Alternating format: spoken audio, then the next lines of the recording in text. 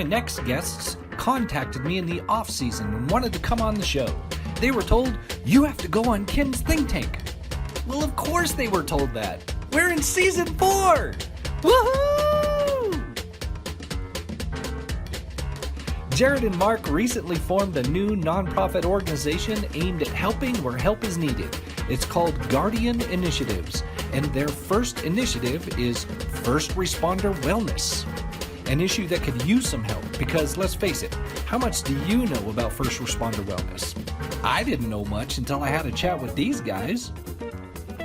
To raise awareness and money for this important initiative, they decided that they're going to climb into a boat and row that boat all the way across the Atlantic Ocean. I want to make sure you understood me. They're going to row a boat across the ocean. That's crazy! But I guess you don't really raise any awareness by hopping on a plane and flying across the ocean. I'm going to chat with these guys and ask them what possessed them to decide to row across the ocean. Want to see how it goes? Come along for the ride in Ken's Think Tank. Ken's Think Tank is made possible by the following sponsors. Basin Home Health and Hospice and Basin Coordinated provide home health services like skilled nursing, PT, OT, and caregivers. They operate 24/7, 365 to keep patients healthy and in their happy place at home, next to their favorite people and things. Well, thanks for the coffee. Yeah, man. You don't judge me on my girly drink here. I am. You're judging me. I'm judging you on it. No pom bombs on the boat. He's got the man drink. I'm over here with a mocha still, like a kid. Jarrod, right? And Mark? Mark. So, both of you guys, neither one of you grew up here necessarily, right? No. You're from Rhode Island? No, Mark's I'm from Rhode Island. Okay. Middletown, Rhode Island. Cool.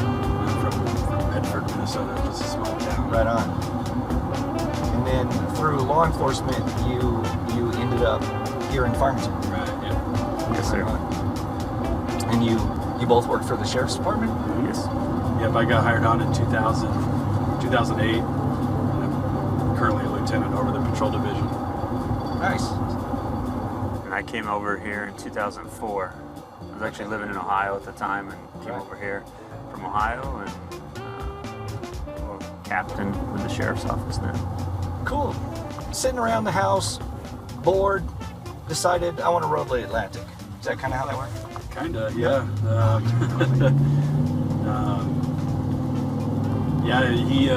I'll let you. I guess I'll let you talk about it a little bit. Yeah, so I've always had a bit of an adventurous spirit and like to read. And about 10 years ago, or 11 probably now, was reading a few books on some different sailing adventures. Of course, growing up in Rhode Island, growing up on the ocean, and I grew up a mile from the ocean, so I've always enjoyed ocean things. And growing up, or reading these books on some sailing. The one I read was about a guy who entered in, amateur sailor who entered in a round-the-world race back in the 60s, and a solo, non-stop race around the world, circumnavigating the globe. And in his book, he mentioned two other people, or the author mentioned two other people, who were also racing, but they had rowed across the North Atlantic. There's a couple guys named John Ridgway and Che Bly, and both out of England. And they rowed across the North Atlantic in the 60s. So I found their book, read their book, and right then, like I said, about 11 years ago, decided I want to do this. Nice. And my wife at the time was absolutely not. Kids are little, people die doing stuff like that. Right. My wife and I have totally different personalities when it comes to the adventure and exploration. So it just kind of fizzled off, but I've always remembered it. And then a little over a year ago, my wife read one of those books, the one about the sailboat race. And so we were on YouTube looking up different videos, trying to find some about that, if we could see anything in that time. And an ocean rowing video came up. Right. And so we got to watching that. And it's about an hour-long documentary on this group of women who rowed from California to Australia. And I sent it to Jarrod and I said, hey, check this out. and that's kind of where it left off on my end. That is crazy. Yeah, so he knowing that he had done a lot of climbing, and as crazy as he is, he was telling me about it, and I kind of immediately dismissed it, like, that's crazy. Number one, that's crazy. Number two, that's great for those people, not for me. Right. But after a couple days of stewing on it and talking to my wife and talking about it, and just kind of got disappointed in myself that I immediately wrote it off. So right. A couple days later, go back to Mark and said, let's do this. Let's get it done. And then as soon as I realized he's serious, I'm all about it.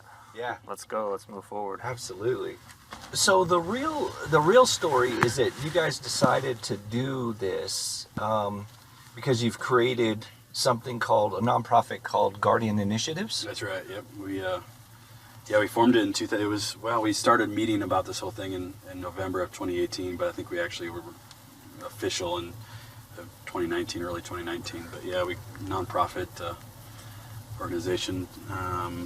We developed it, of course, with this initiative in mind, Guardian Initiatives. We'd have lots of different initiatives we would be doing, or right. Hoping to do, and this being our first one. Of course, it's a huge one, but we developed it in general, to raise awareness, raise funding, raise support for different people or places or things that have been negatively affected. We kept it pretty broad. We want it to be able to be utilized to help a variety of things, and whether that's through us or somebody else coming and saying, needing a nonprofit area to help raise funding for something. Right. Kind of our thoughts on that. Okay.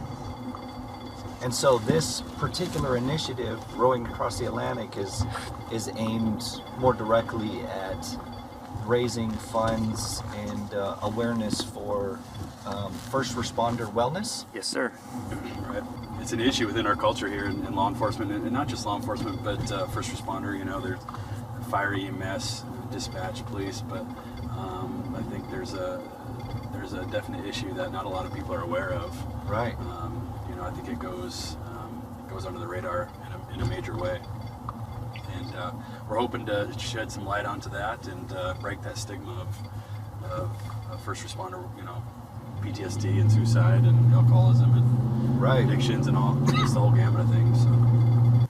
I think a lot of people are aware of it on the veteran side, right. And I think what we see a lot on the veteran side, of course, they get into active combat situations, they're exposed to awful things, and it's a very acute, in a battle, or they witness something, and so it's very well, people are aware of it with the veteran side. And I think right. with the first responder, whether it's fire, police, dispatch, EMS, it's more of that, it's cumulative. We see something and we get on with our job, and in one shift you're expected to have all these different hats and do all these different things, and expected to have all these different just abilities. And when are you able to get past some of them mentally? And a lot of times I think we as first responders don't even realize that maybe that's filling up our cup. It's such a slow fill. Right. And then next thing you know, it's morphed into to something where you're now feeling a certain way, but you don't understand it. And then on top of that, the stigma within the community across, not just our community, but the first responder community nationwide. And it's been this way for years. It is getting better in that, we don't talk about this. We're the people to go help. Right. I don't need help. We're the ones that need help. Right. Law enforcement has always been known a lot of type A personalities, and so that's the kind of some of the challenges that we face in getting this through. And that's why awareness is a big part of it. That understanding that this can happen, and that people say, yes, this can happen to our first responders, and being aware of it, watching out for each other. Are you going to offer any programs, or are you going to use the money and awareness to support other programs that have things in place to help? Yes, we're not clinicians. We're not Sure. specially trained in this. I mean, we to be honest with you, I mean, a lot of this is as we've gotten deeper into this and visited with other organizations and people that are highly skilled in all this, we've learned a lot ourselves. You know, so I think a lot of our initiative, the push is one, awareness. That's the best thing we can do, and the not the maybe the best, but it's one of the best things that we can do, and one of the easiest. You know, just by talking to people, talking to you, people listening to us, reading our website, that awareness level. But the funding that we raise, you know, we need to see how can that be best utilized through trainings. Bringing in trainings, you know, not us teaching them, but bringing in people who are skilled to do trainings on it, Right. Or be able to help provide for some treatment for certain people that may be affected, or treatment options. So all that, yes, through people that are already established, already well knowledge, well versed in this arena. Right. So You guys are going to hop in a rowboat. It sounds crazier than it actually is, because when people think of a rowboat, they think of a dinghy, right? Absolutely. So We get that response a lot, and it's yeah. awesome. It's awesome to hear the responses and the comments. It's awesome. But it really is a rowboat. It's a specialized rowboat, though. Yeah, it's specifically designed to row in the ocean. Yeah. They vary though. I mean, there's some would just support a solo rower, versus some would support 2 rowers, 3 rowers, 4 rowers, whatever. Right. Whatever it is. But so our team we have a 4-man team, so we'll be getting a boat that would accommodate that. But The two of you've got another guy out of Fort Collins. that's right. It's on the team. Yep, Kevin Cronin. He's the assistant chief for Fort Collins Police Services up in Colorado. So. Okay. And then Daniel, so you 3 are the crew. We're the crew. And then Daniel is support. So what is So what he's is going to be support? he's going to be our guy. And he also works for the sheriff's office, but he's going to be our guy, basically on land. Probably be making daily phone calls to him when we're on the ocean. Okay. He'll be giving us weather updates and just overall checking in on us, seeing how we're doing and all Right. that. But he'll also help us with some fundraising and organizing this event, and I think he has some aspirations of rowing the year after us. So, Okay. So we'll be a 4-man team. We're still on the lookout for our 4th member. Yeah. We got a couple feelers out there, but of course we need to make sure it's the right person, the right fit for us. Right. To be on a boat for that long with somebody. Don't wanna, Because we're talking about a month, or possibly it a could- little more. Yeah, it could be more. I think the record's 29 days, right? 29 days a record. So, and the teams on the ocean right now, I think they're looking at. I think the first finisher this year will be, 34 days, 35 days, somewhere in there. But yeah, it's gonna definitely vary based off of our our physical conditioning. Yeah. How strong we are mentally, and also the weather, the ocean. Right. So, and there's a lot of different factors that are gonna go into it. So, we're hoping for. I'd like to beat the record. But I'm always up for breaking records. it would be really cool to be able to beat that record. But we're hoping for a 30 to 40 day window of arriving at the finish. So what this is kind of on a basic level entails is you put your team together, you have a specialized ocean rowboat, and all of your equipment, all of your food, all of your resources, everything gets loaded onto the boat, and you don't take anything else onto that boat or make any other stops until you're finished. Right. Yeah. So we this whole race sets off of the west coast of Africa on La Gomera, an island called La Gomera. So. So not far from Morocco. I'm not Kinda? not a geography guy. I think it's off the coast, kind of off the coast and around the corner from I Morocco. think so. Yeah, maybe so. I Yeah. think so. The Canary Islands. Right. So we'll. And then you row to the Virginia, the kind of the Virgin Islands, basically, or the area. Like Barbados, Okay. yeah, like we'll land in Antigua. But Right. yeah, so we'll start in La Gomera. Everything that we need for this row will have to be on the boat before we leave. Like you said, we can't. It's a self-supported and self-powered race, so all our food will, all our water will be, of course, ocean water that we'll filter. Right. And so yeah, everything will be on the boat when we leave. So. Wow. Our schedule will be a 2 hour on, 2 hour off. So every 2 hours you row for 2 hours, 2 of us will row and 2 are off. And in that off time, that's when you've got to eat, take care of yourself, tend to any issues like blisters, a lot of blisters. Right. You're sitting there on a rowing all day for 2 hours on, 2 hours off, and then sleeping during that same time frame. So 2 hours you have to get all that done, take care of yourself, stay hydrated, clean up, whatever it is, and that's 24 hours a day. Right. So all through the night, all through the day. So there's no kind of chase boat with you or anything like that. There are some kind of support boats in the area, right? But there are sailboats. Yeah. So if you really did have some kind of emergency or something like that, you could get some support, but it might take a couple days to get to you. Correct, Right. correct. And there's 2 sailboats throughout the race course that are emergency support boats. Okay. And I mean, they come up on the rowers. They'll take pictures of the rowers Okay. as they see them. But you got to imagine. I mean, this course is spread out. Yeah. Right now, the rowers are spread out. I imagine about 1,500 miles Right. from the last one to the first one. Right. And so there was one team this year that it was a pairs team. One of the team members decided they couldn't do it anymore. I think it took about 4 days for the boat to get to them. Yeah. So it's not a fast. Okay, we'll be there and come get you. Right. So the boat could be 500,000 miles away. Correct, and have to get back to you. A sailboat. Yes, sir. And have to sail to you. Yes. So, yeah. Wow. You guys are scheduled for 2022? Yep. Yeah, we've paid our race entry deposit. And we'll be up on their website here shortly. But we've paid. We're ready to go. So you've got a lot of work to Well, do. Actually, in the I should meantime. step back. We're not ready to go. We have a lot to do. We're ready to go in their eyes of signing up and applications and stuff like that. Right. So.